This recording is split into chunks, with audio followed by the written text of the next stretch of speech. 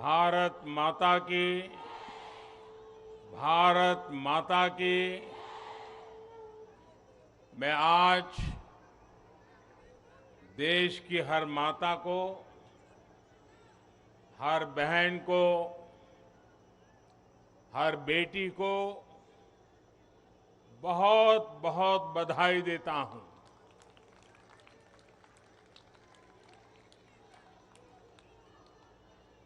कल और परसों 20 और 21 सितंबर को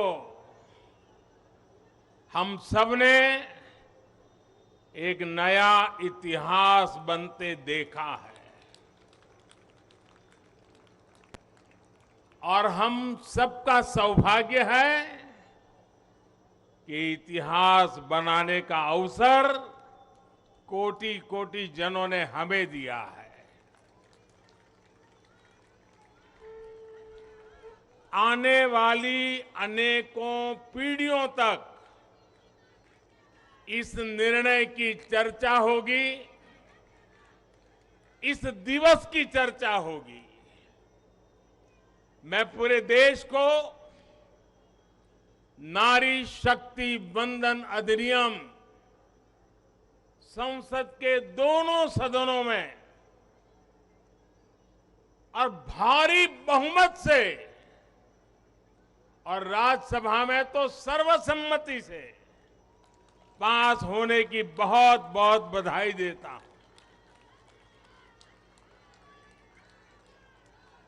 पार्टी के राष्ट्रीय अध्यक्ष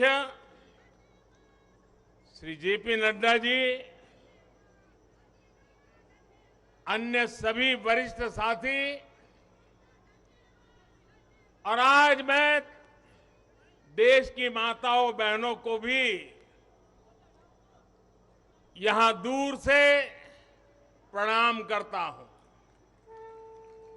कभी कभी किसी निर्णय में देश के भाग्य को बदलने की क्षमता होती है और आज हम सभी ऐसे ही एक निर्णय के साक्षी बने हैं। संसद के दोनों सदनों द्वारा नारी शक्ति वंदन अधिनियम रिकॉर्ड मतों से पारित किया जा चुका है। जिस बात को देश को पिछले कई दशकों से इंतजार था, वो सपना अब सच हुआ है। ये पूरे देश के लिए बहुत ही खास समय है। ये भाजपा के हर एक कार्यकर्ता के लिए भी बेहद खास दिन है। आज हर नारी का आत्मविश्वास, हर नारी का आत्मविश्वास आसमान छू रहा है। पूरे देश की माताएं, बहनें और बेटियां आज खुशी मना रही हैं, हम सबको आशीर्वाद दे रही है। साथियों, कोटि कोटि माताओं बहनों के सपने को पूरा करने का सौभाग्य हमारी भाजपा सरकार को मिला है और इसलिए राष्ट्र को सर्वप्रथम मानकर चलने वाली पार्टी के रूप में, भाजपा कार्यकर्ता के रूप में, मैं एक जिम्मेदार नागरिक के रूप में ये हमारे लिए बहुत बड़ा दिन होने का गर्व अनुभव कर रहे हैं। नारी शक्ति वंदन अधिनियम ये कोई सामान्य कानून नहीं है। ये नए भारत की नई लोकतांत्रिक प्रतिबद्धता का उद्घोष है। ये अमृतकाल में सबका प्रयास से विकसित भारत के निर्माण की तरफ बहुत बड़ा, बहुत मजबूत कदम है। महिलाओं का जीवन स्तर सुधारने के लिए, क्वालिटी ऑफ लाइफ बेहतर करने के लिए विमेन लेड डेवलपमेंट का नया युग देश में लाने की जो गारंटी मोदी ने दी थी, ये उसका प्रत्यक्ष प्रमाण है। मेरे देश की हर माता, बहन और बेटी को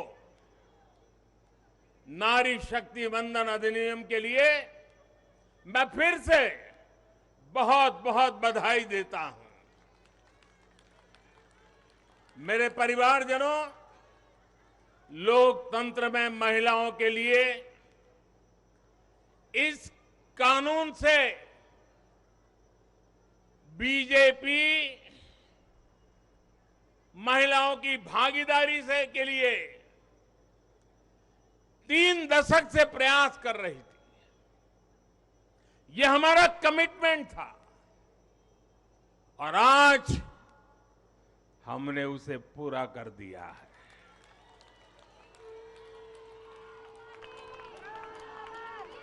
महिला आरक्षण सुनिश्चित कराने वाले इस कानून की राह में तरह तरह की बाधाएं थी, दशकों पुराने अड़ंगे थे, लेकिन जब नीयत पवित्र होती है,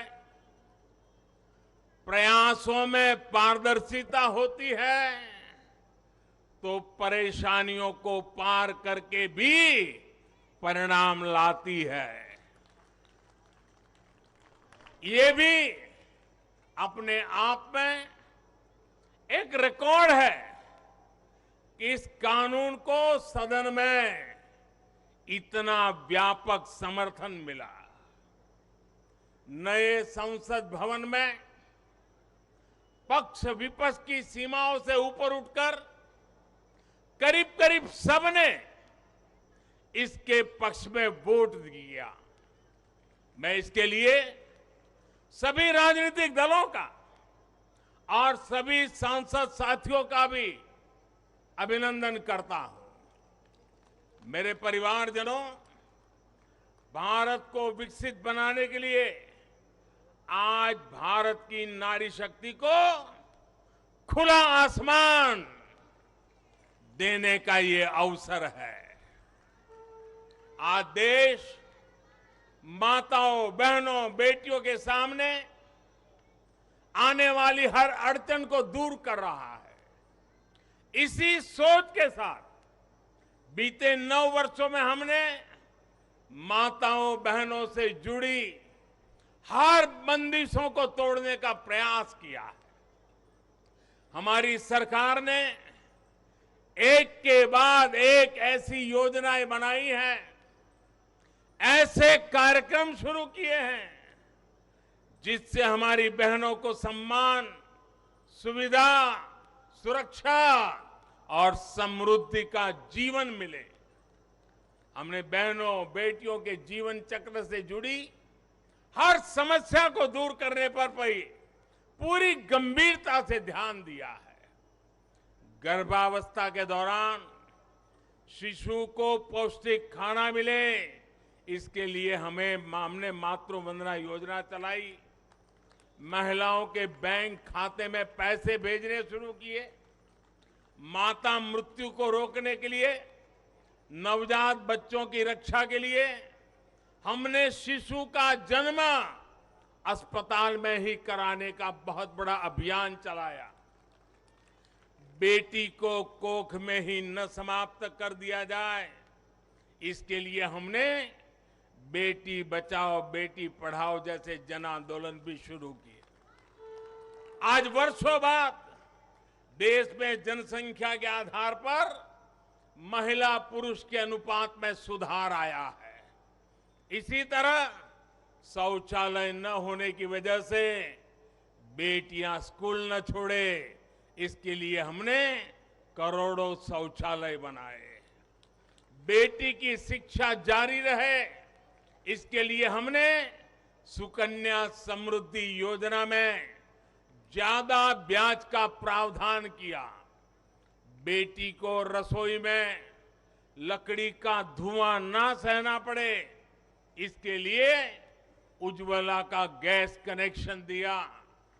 बेटी को पानी के इंतजाम में परेशान होना न पड़े, इसके लिए हमने हर घर पाइप से पानी देने की योजना शुरू की। मेरे परिवारजनों, हर मां बाप का सपना होता है कि उसकी प्यारी बेटी बिना बाधा के जीवन बिताए, जीवन में आगे बढ़े। एक परिवार के सदस्य की तरह हमारी सरकार ने बेटी के हर सुख की चिंता की है, हर बाधा दूर करने की कोशिश की है। बेटी को अंधेरे में न रहना पड़े, इसके लिए हमने सौभाग्य योजना से मुफ्त बिजली कनेक्शन दिया। बेटी पैसे की कमी की वजह से अपनी बीमारी छिपाए नहीं, इसलिए हमने उसे 5 लाख रुपए तक के मुफ्त इलाज की सुविधा दी। बेटी की या घर की संपत्ति पर भी अधिकार हो, इसके लिए पीएम आवास के घरों में उसे संयुक्त भागीदारी दी। गृहिणी को अपनी बचत अनाज के डिब्बे में ना रखनी पड़े, इसके लिए जनधन योजना के तहत करोड़ों महिलाओं के बैंक खाते खोले। मेरे परिवारजनों, बेटी रोजगार कर सके, स्वरोजगार कर सके, इसके लिए हमने बिना गारंटी मांगे लोन देने वाली मुद्रा योजना शुरू की। वो मां बनने के बाद भी अपनी नौकरी जारी रख सके, इसके लिए हमने मातृत्व अवकाश में वृद्धि की। बेटी अगर सैनिक स्कूल जाना चाहती है तो उसके लिए हमने सैनिक स्कूल के द्वार खोल दिए। बेटी अगर सेना में अफसर बनना चाहती है तो हमने तीनों सेनाओं में बेटियों के लिए नए रास्ते बना दिए। गांव की बहनों को कमाई के अवसर मिले, इसके लिए हमने 9 करोड़ से ज्यादा बहनों तक सेल्फ हेल्प ग्रुप का विस्तार किया और उन्हें मिलने वाली सहायता को भी बढ़ाया।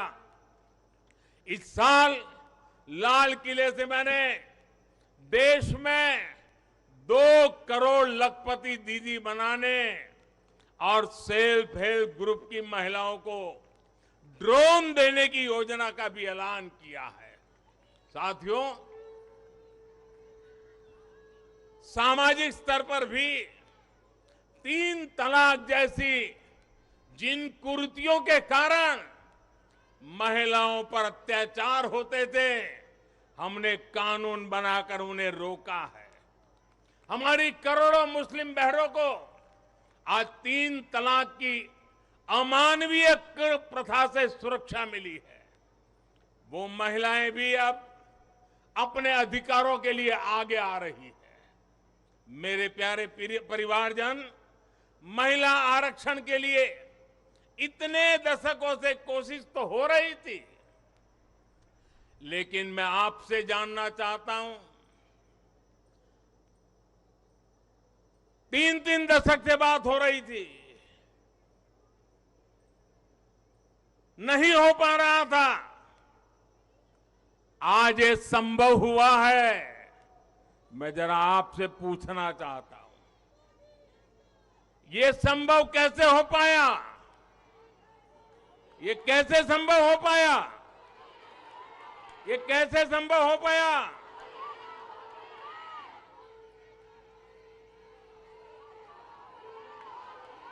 कैसे संभव हो पाया?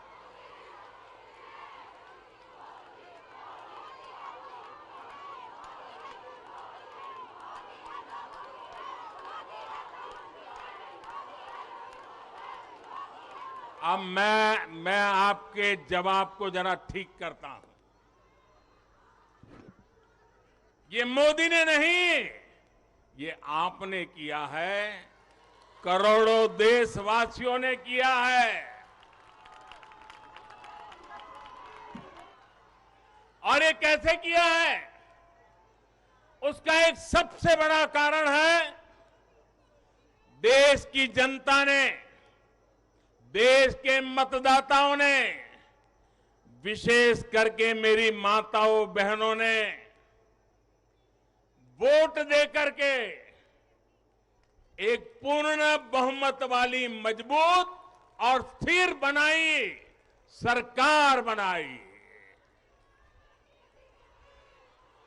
और उसी का कारण है आपने जो सरकार को मजबूती दी, आपने जो सरकार को बहुमत दिया, उसी की ताकत है कि आज ये सरकार फैसले भी ले पा रही है और संसद में जाकर के 30 साल से लटके हुए काम को भी पूरा कर पा रही है। और इसलिए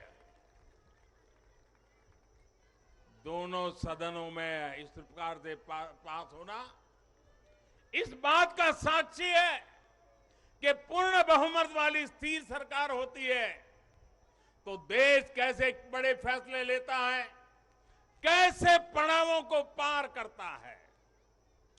जब देश में पूर्ण बहुमत वाली सरकार आई तो इतना बड़ा काम हो पाया। हमने महिला हित में हर स्तर पर फैसले लिए, किसी के राजनीतिक स्वार्थ को महिला आरक्षण के सामने दीवार नहीं बनने दिया।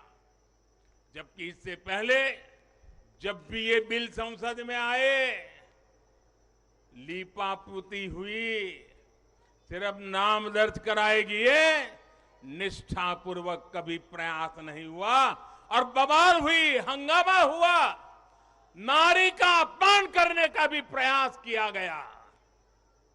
मैं तो कल भी, सबने वोट तो दिया, लेकिन कुछ लोगों को इस बात में तकलीफ थी कि नारी शक्ति वंदना शब्द क्यों लाए हो। क्या इस देश की नारी को वंदन करना चाहिए कि नहीं करना चाहिए? क्या माताओं बहनों को प्रणाम करना चाहिए कि नहीं बहना चाहिए? क्या माताओं बहनों का गौरव सम्मान बनाना चाहिए कि नहीं बनाना चाहिए? क्या हम पुरुषों को इतना अहंकार आ जाए, हमारी राजनीतिक विचारधारा को इतना अहंकार आ जाए कि हम नारी शक्ति की वंदना शब्द का प्रयोग करें तो भी किसी के पेट में चूहे दौड़ने लग जाएं? बहुमत की स्थिर सरकार है तो महिला आरक्षण बिल, नारी शक्ति वंदन अधिनियम एक सच्चाई बन गया है। इस कानून ने फिर साबित किया है कि देश को आगे ले जाने के लिए, इस कानून ने सिद्ध कर दिया है, देश को आगे ले जाने के लिए पूर्ण बहुमत वाली सरकार, मजबूत सरकार, निर्णायक सरकार, ये बहुत ही आवश्यक है। मेरे परिवारजनों, मैं लगातार महिलाओं को आगे बढ़ाने की बात करता हूं, उनके विकास को केंद्र में रखकर नीतियों की बात करता हूं। ऐसा इसलिए क्योंकि मैंने महिलाओं के नेतृत्व को, उनके सामर्थ्य को, उनकी रिजल्ट देने की काबिलियत को देखा है। मैं वर्षों तक गुजरात में मुख्यमंत्री रहा। मेरे अपने अनुभव है कि जब मातृशक्ति को काम मिलता है तो कैसे परिणाम देती है। हमने गुजरात में समरस ग्राम की योजना बनाई थी और उसमें एक विशेषता थी कि जहां पर गांव के प्रधान के रूप में महिला के लिए आरक्षण है, वो सीट रिजर्व है, अगर उस गांव के सब लोग मिलकर के निर्विरोध उसको चुनते हैं और सभी पुरुष अपने आप को विड्रॉ करके सारे मेंबर महिला, 100% महिला मेंबर, उनको मैं समरस ग्राम पंचायत कहता था। और गुजरात में हजारों ऐसी पंचायतें बनी थी जिसमें एक भी पुरुष सदस्य नहीं था, 100% महिला सदस्य थी और उत्तम से उत्तम विकास के काम उन्होंने करके दिखाया था। साथियों, महिलाओं की शक्ति, उनकी सोच क्या होती है, इसके मेरे पास अनेक उदाहरण हैं। गुजरात में तो मैंने बार बार इस सामर्थ्य को देखा था। मैं नया नया मुख्यमंत्री बना था, तो एक गांव की महिलाओं ने मेरा समय मांगा। वो गांव के चुने हुए लोग थे, तो बोले सब महिलाएं मिलना चाहती हैं। तो मैंने कहा भाई मैं नया था, अभी तो मुझे 6 महीने भी नहीं हुए थे। तो मैंने कहा काम क्या है, आप ग्रामीण विकास मंत्रालय को मिलिए, फलाने को मिलिए। नहीं बोले साहब उनका तो आग्रह है, वो आपको मिलना चाहते हैं। वो गांव की माताएं बहनें थी। मैंने कहा अच्छा भाई एक दिन बुला लेना, मैं मिल लूंगा। वो मिलने आई, 8-10 महिलाएं थी, और उसमें सबसे ज्यादा पढ़ी लिखी जो बहन थी वो शायद 7वीं 8वीं कक्षा तक पढ़ी लिखी थी। तो मिलने आई, बोले हमारे गांव ने तय किया है कि एक भी पुरुष मेंबर नहीं होगा, सबकी सब महिला मेंबर होगी, और इस बार गांव की प्रधान भी महिला होगी। तो मैंने उनको पूछा अच्छा इतना बड़ा आपको अवसर मिला है, अच्छा जब समय मांगा तो मुझे लगा कि शायद वो कुछ पैसों के लिए आएंगे, कुछ योजना लेने के लिए आएंगे। तो मैंने उनसे पूछा कि आपकी क्या अपेक्षा है और आप क्या करना चाहती है। 7वीं 8वीं कक्षा पढ़ी लिखी वो गांव की प्रधान महिला, और बाकी मेंबर तो उससे भी कम पढ़े लिखे थे। वो 8-10 बहनें आई थी, गांव की बहनें थी, पहली बार गांधीनगर देखा था। उन्होंने मुझे जो जवाब दिया, मैं समझता हूं सार्वजनिक जीवन में काम करने वाले हम सबके लिए प्रेरणा है। उस बहन ने मुझे कहा कि मेरी एक इच्छा है, हमें 5 साल मिले हैं, हम 5 साल में ऐसा कुछ करना चाहते हैं कि हमारे गांव में एक भी व्यक्ति गरीब न रहे। आप कल्पना कर सकते हैं क्या दृष्टिकोण होगा उनका। और सच में ट्रांसफॉर्मेशन का कहां आधार होता है ये उनको मालूम था। ये सामर्थ्य और सोच हमारी माताओं बहनों के गांव में बैठी बहनों को भी होता है। साथियों, महिलाओं में सकारात्मक बदलाव की प्रवृत्ति और संसाधनों के बेहतर से बेहतर इस्तेमाल की दूरदर्शिता हमें हर जगह पे मिलती है। परिवार में तो डगर डगर पे नजर आता है। अभी कुछ दिन पहले मैं मध्य प्रदेश गया था, तो वहां शहडोल के पास एक आदिवासी गांव में गया, तो सभी आदिवासी बहनों को बुलाया था, लेकिन विशेषता यह थी कि उसमें 100 से ज्यादा लखपति दीदी आई थी, आदिवासी बेटियां, लखपति दीदी। तो मैंने उनसे संवाद किया। एक बहन ने जो मुझे बताया वो वाकई हम सोच सकते हैं कि उनका सामर्थ्य कितना है। वो आदिवासी बेटी जो कहती है मैं लखपति दीदी हूं, मैं आज विमेन सेल्फ हेल्प ग्रुप के द्वारा ये काम करके इतना इतना कमाती हूं। तो मैंने पूछा इतना पैसा कमाने लगी तो करती क्या हो। एक आदिवासी महिला मुझे कह रही है, ये दिल्ली की महिलाओं के लिए भी आश्चर्य होगा। वो कहती है कि मेरे पति साइकिल पे जाते थे काम करने के लिए, रोजगार ढूंढने के लिए साइकिल पे जाते थे। मैं लखपति दीदी बन गई तो मैं उनके लिए स्कूटी ले आई। देखिए आत्मविश्वास। वो कह रही है मैं मेरे पति के लिए स्कूटी ले आई। फिर बोले मुझे पता चला कि मुझे बैंक से लोन मिल सकती है, तो मैंने सोचा कि मैं लोन से ट्रैक्टर ले लूं। बोले मैंने लोन से ट्रैक्टर लिया और मेरे पति को स्कूटी लेकर के मैंने उनको बदले में ट्रैक्टर दे दिया, और मेरे पति ट्रैक्टर लेकर के अगल बगल के गांव में खेती के लिए लोगों की सेवा के लिए जाते हैं और कमाई करते हैं। और बोले अब तो मेरी स्थिति है कि मैं कुछ ही महीनों में वो ट्रैक्टर की लोन भी वापस कर दूंगी। यानी एक मेरी आदिवासी बहन लखपति दीदी की क्या विजन होता है, कल्पना होती है। अभी 1-2 महीने पहले मैं उनसे बात करके आया। साथियों, मुझे कहना यही है कि नारी शक्ति वंदन अधिनियम देश के भाग्य को बदलने का काम करेगा। और उसके पीछे मेरा जो ये अनुभव है, इसके कारण मेरा विश्वास अनेक गुना बढ़ गया है। नारी जब कोई भी जिम्मेदारी संभालती है तो उस संकल्प को सिद्ध तक ले जाने के लिए वो जी जान से जुड़ जाती है। इस कानून का सबसे बड़ा लाभ ये होगा कि ये कानून देश की नारी शक्ति में बहुत बड़ा विश्वास पैदा करेगा। देश के लिए काम करने का जज्बा, भारत को आगे बढ़ाने की जो शक्ति है वो कई गुना बढ़ जाएगी। आप गुजरात के डेयरी उद्योग को मैं भली भांति जानता हूं। ये अमूल वगैरह इतने बड़े बड़े नाम सुनते हैं ना, उसके मूल में सभी महिलाएं हैं जो पशुपालन का काम करती है, दूध के व्यापार का काम करती है, और आज डेयरी को अरबों खरबों का व्यापार उन्होंने बना दिया है। हम लोग लिज्जत पापड़ जानते हैं, आदिवासी महिलाओं ने शुरू किया हुआ प्रकल्प आज मल्टीनेशनल कंपनियों को टक्कर मारने वाला लिज्जत पापड़, ये हमारी नारी शक्ति का परिचय देता है। ऐसा हर राज्य में आपको मिलेगा। उनका ये जो कौशल है, सामर्थ्य है, जो भगवान ने उनको नैसर्गिक गुण दिया हुआ है, वे कभी भी खराब क्वालिटी को स्वीकार नहीं करते हैं। हो सके उतना अच्छा करना, अच्छे ढंग से करना, ये सामर्थ्य होता है। और ये शक्ति जब राष्ट्र निर्माण में सक्रिय होती है तब राष्ट्र कितना आगे बढ़ सकता है, इसका हम अंदाज लगा सकते हैं। महिलाओं के इसी कौशल का, उनकी लीडरशिप का उपयोग अब आने वाले दिनों में देश को होने वाला है।